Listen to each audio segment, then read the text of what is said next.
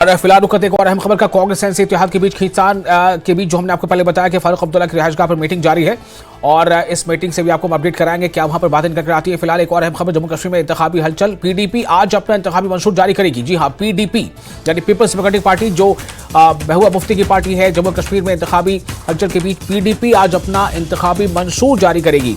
एक तरफ जहां नेशनल कॉन्फ्रेंस के इंतखाबी मंशूर को लेकर सवाल उठे, वैसे में अब ये देखना होगा कि पीडीपी के इंतखाबी मंशूर में क्या कुछ रहता है।